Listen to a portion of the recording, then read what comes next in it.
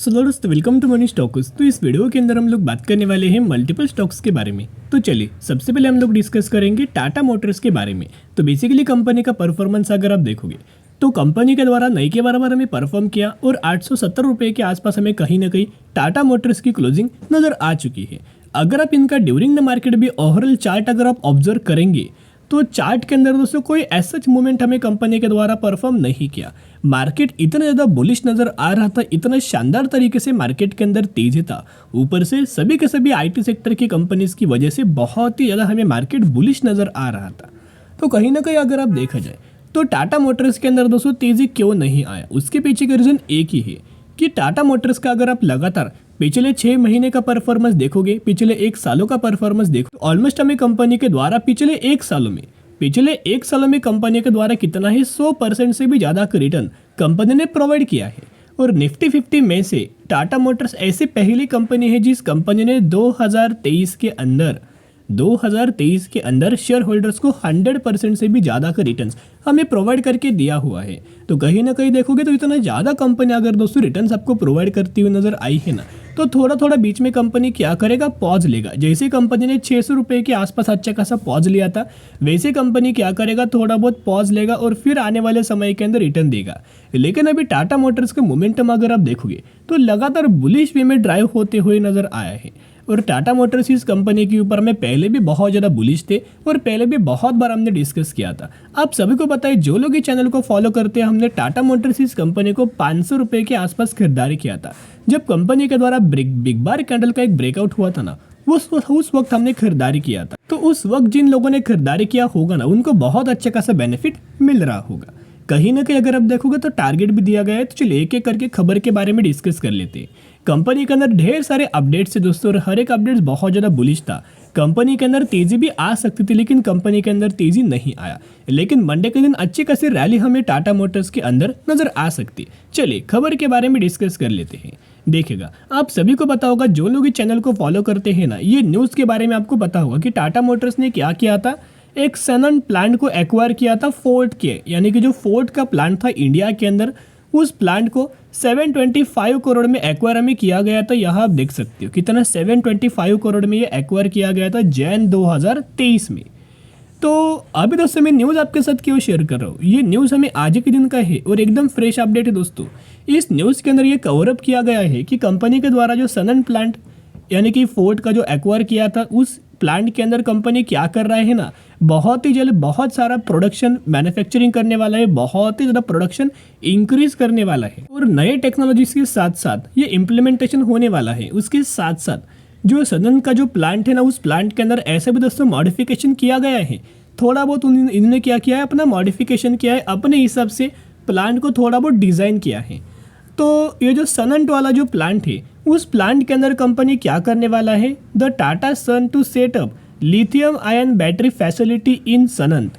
यानी कि खबर किस दिन का है आप देख सकते हो, 12 जैन का, यानी कि कल के दिन दोस्तों ये अपडेट्स हमें नजर आया था कि कंपनी क्या करने वाला है, सनंत प्लांट के अंदर जो फोर्ड का प्लांट था टाटा मोटर्स ने एक्वायर किया था, उस प्लांट के अंदर टाटा मोटर्स क्या करने वाला है, लिथियम आयन बैटरी मैन्युफैक्चरिंग का एक सेटअप लॉन्च करने वाला है, उसको बहुत अच्छे खासा मॉडिफिकेशन करने वाला है। तो जिस हिसाब से इन्हीं प्लांट्स के अंदर कंपनी क्या करेगा, इलेक्ट्रिक व्हीकल्स को भी मैन्युफैक्चरिंग करेगा, उसके साथ साथ इलेक्ट्रिक व्हीकल्स को जो बैटरी लगता है लिथियम आयन बैटरी, तो ये बैटरी भी कंपनी मैन्युफैक्चरिंग करेगा।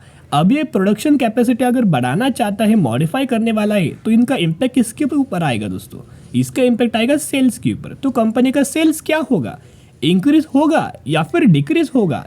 यस, इंक्रीज होगा। तो अगर कंपनी का सेल्स इंक्रीज होता है तो आपको पता है कि कंपनी को सबसे ज़्यादा प्रॉफिट जनरेट होगा और सबसे ज़्यादा रेवेन्यू जनरेट होगा। और उन्होंने क्या क्या बोला गया है देखिएगा, Sanand north Gujarat with initial manufacturing capacity of 20 gigawatt per hour in a bid to meet growing demand for electric vehicle companies chairman. तो चेयरमैन के द्वारा भी हमें सुमित के अंदर हमें स्टेटमेंट के बारे में दिया गया है। और इन सभी न्यूज़ को कवर करते हुए हमें ब्रोकरेज फर्म के द्वारा टारगेट दोस्तों टाटा मोटर्स के अंदर दिया है। आप देख सकते हो कि नोमोरा के द्वारा एक मेंटेन हमें बाइंग किया गया है, रिकमेंडेशन किया गया है। और टारगेट अगर आप देखोगे तो 953 रुपीज़ का टारगेट हमें दिया गया है और पहले इनका टारगेट था 788 रुपीज़ के आसपास। जैसे ही कंपनी के द्वारा ये टारगेट अचीव हुआ, फिर कंपनी ने 953 रुपीज़ का टारगेट दे चुका है। उसके साथ साथ एक और ब्रोकरेज फर्म है जिनका नाम है मोतीलाल ओसवाल। तो मोतीलाल ओसवाल की अगर बात करें तो इन भी लोगों ने बाइंग रिकमेंडेशन दिया है और 900 रुपए तक का टारगेट हमें दिया हुआ है। तो जिस तरीके से कंपनी करंटली दोस्तों काम कर रहा है ना, अगर ऐसे ही काम आने वाले फ्यूचर में कंपनी का बहुत ज्यादा बढ़ने वाला है, क्योंकि आप सभी को पता है गवर्नमेंट किस चीजों के ऊपर सपोर्ट कर रहा है। गवर्नमेंट फोकस्ड कर रहा है ईवी के अंदर, और गवर्नमेंट का मानना है कि 2027 से लेकर 2023 तक रोड्स के ऊपर 50% तक इलेक्ट्रिक व्हीकल्स हमें रन होते हुए नजर आएंगे। और आपको पता है कि ईवी के अंदर कंपनी क्या है, मार्केट लीडर है, जिसके अंदर 72% तक का मार्केट कैप्चर करके बैठा हुआ है। उसके साथ अभी कंपनी क्या करने वाला है, लिथियम आयन बैटरी मैन्युफैक्चरिंग करने वाला है, यानी कि एक ही प्लांट के अंदर 2 बड़े धमाके होने वाले। तो उसका ओवरऑल बेनिफिट होने वाला है टाटा मोटर्स के लिए। तो बीच बीच में दोस्तों जो खबर हमें आता है, बीच बीच में कोई अगर तेजी आएगा ना, तो ऐसा नहीं होगा कि जब भी तेजी आएगा तभी तभी कोई खबर होगा, नहीं दोस्तों। इसका इम्पैक्ट ओवरऑल हमें टाटा मोटर्स को ही मिलेगा। अगर खबर नहीं भी आता ना, तो भी हमें कंपनी के अंदर तेजी आ सकती है। देखिएगा, एक और अपडेट्स मैं आपके साथ शेयर करना चाहूंगा, जिस अपडेट्स के द्वारा मंडे के दिन हमें रैली नजर आ सकते एक पॉसिबिलिटीज है। तो जैसे आपको पता है कि मार्केट क्लोज होने के बाद आफ्टर मार्केट ऑर्डर लगता है, वैसे ही हमें टाटा मोटर्स के अंदर बाइंग साइड के लिए आफ्टर मार्केट ऑर्डर लग चुका है। क्वांटिटीज देखोगे तो 17,110 क्वांटिटीज का हमें आफ्टर मार्केट ऑर्डर क्वांटिटीज के अंदर बाइंग साइड के लिए लगा हुआ है, जो कि करंट प्राइस के ऊपर। तो कहीं ना कहीं जब भी दोस्तों मंडे के दिन मार्केट 9:15 बजे के आसपास हमें ओपन होगा, वैसे ही हमें सबसे पहले बाइंग साइड के लिए ऑर्डर हमें एग्जीक्यूट होगा और अच्छी खासी रैली नजर आ जाएगी। उसके साथ साथ कंपनी का कुछ गोल है, कंपनी का कुछ एम है। देखिएगा, तो ये स्टेटमेंट जो दिया है ना टॉप कंपनी ऑफिशियल्स के द्वारा, ये स्टेटमेंट हमें दिया गया है। Tata motors which occupies nearly 70% of the India's electric passenger vehicles sales at present expect the sales electric vehicles in India to grow 30% से लेके 40% in 2024 calendar year after nearly doubling in size in 2023, the top official said. यानी कि company का officials के द्वारा ये मानना है कि 2024 के अंदर कैलेंडर ईयर के अंदर कंपनी क्या कर सकती, इलेक्ट्रिक व्हीकल्स के सेल्स के अंदर 30% से लेके 40% तक की ग्रोथ नजर आ सकती। तो ओवरऑल दोस्तों फायदा किसको होगा, फायदा होगा टाटा मोटर्स को। उसके साथ साथ एक और अपडेट्स अगर आप देखोगे, ये भी अपडेट बहुत ज़्यादा पॉजिटिव है।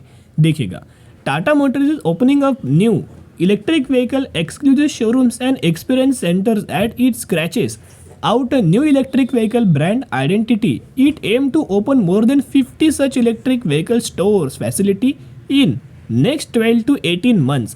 यानी कि अगले 12 से 18 महीने में टाटा मोटर्स क्या करने वाला है, नए ब्रांड न्यू शोरूम्स ओपन करने वाला है एंड एक्सपीरियंस सेंटर्स ओपन करने वाला है, जिसके हिसाब से क्या होगा, और टाटा मोटर्स का सेल्स बढ़ेगा और ज़्यादा इलेक्ट्रिक व्हीकल्स टाटा मोटर्स के लोग परचेस करेंगे, जिसका बेनिफिट ओवरऑल हमें टाटा मोटर्स को ही मिलेगा। तो ओवरऑल बेसिस के ऊपर बाउंड्री स्ट्रेटेजी अप्लाई करके चल सकते हो। अभी हम बात करने वाले हैं बजाज फाइनेंस के बारे में, जिस बजाज फाइनेंस के अंदर हमें ऑलमोस्ट नेगेटिविटी के अंदर क्लोजिंग नजर आया, लेकिन बहुत ही जल्द कंपनी का एक ब्रेकआउट नजर आ सकता है, बहुत ही जल्द रैली आ सकती है। जब कंपनी 7,500 रुपए के भी आसपास हमें ट्रेड कर रहा था ना, उस वक्त भी हमने बात किया था। और जब बजाज फाइनेंस हमें 7,200 रुपए के आसपास भी ट्रेड कर रहा था ना, उस वक्त भी हमने बात किया था। उस समय हमने क्या किया था, जो हमारा 50 डेज का मूविंग एवरेज स्ट्रेटेजी है, 200 डेज का मूविंग एवरेज स्ट्रेटेजी ना, उस हिसाब से हमने खरीदारी किया था 7,250 रुपए के आसपास। तो उस चार्ट के ऊपर भी हम लोग डिस्कस करेंगे, और करंटली क्या फिलहाल में कंपनी के अंदर बाइंग साइड के लिए कुछ मौका है, उसके हिसाब से भी हम स्टडी करेंगे। बेसिकली जब हमें कंपनी के द्वारा क्लोजिंग हुआ था ना, 7,640 रुपए के आसपास हमें बजाज फाइनेंस क्लोज हो चुका था। तो चलिए खबर के बारे में डिस्कस कर लेते। तो बजाज फाइनेंस के अंदर एक बहुत अच्छा खासा अपडेट्स हमें नजर आए हैं, यानी कि बिजनेस अपडेट किया गया है Q3 बिजनेस अपडेट्स को लेकर, यानी कि Q3 रिजल्ट्स को लेके, जिनका अंदर अगर आप देखोगे तो जो AUM है, एसेट अंडर मैनेजमेंट, उसके अंदर किस तरीके से ग्रोथ आने वाली है, अलग अलग ब्रोकरेज फर्म के द्वारा अलग अलग कुछ हमें स्टेटमेंट दिया है और अलग अलग टारगेट दिया है। तो चलिए अब हम आ चुके अपडेट्स की, पर यहाँ आप देख सकते हो new loan book during October December quarter financial year 2023 से लेकर 2024 climb by 26% year on year basis. यानी कि कंपनी की न्यू लोन बुक के अंदर ऑलमोस्ट कितना 26% तक की ग्रोथ आया है। और वही अगर आप क्वार्टर ऑन क्वार्टर बेसिस की पर भी देखोगे तो ऑलमोस्ट हमें 7 से लेकर 8% की ग्रोथ आया है। उसके साथ बजाज फाइनेंस का जो एसेट अंडर मैनेजमेंट ग्रोथ है इनलाइन का, ओके इनलाइन का, उसके अंदर ऑलमोस्ट हमें अगर आप देखोगे तो ईयर ऑन ईयर बेसिस के ऊपर and quarter on quarter basis के ऊपर हमें ग्रोथ ही दोस्तों नजर आई है। इसके साथ साथ मॉर्गन स्टैनली के द्वारा एक स्टेटमेंट हमें दिया गया है, देखिएगा, which has overweight rating and target of 10,000 rupees on the stock, expect the Bajaj Finance end financial year 2024 with asset under management growth of 34% year on year basis with likely positive rub off on margin।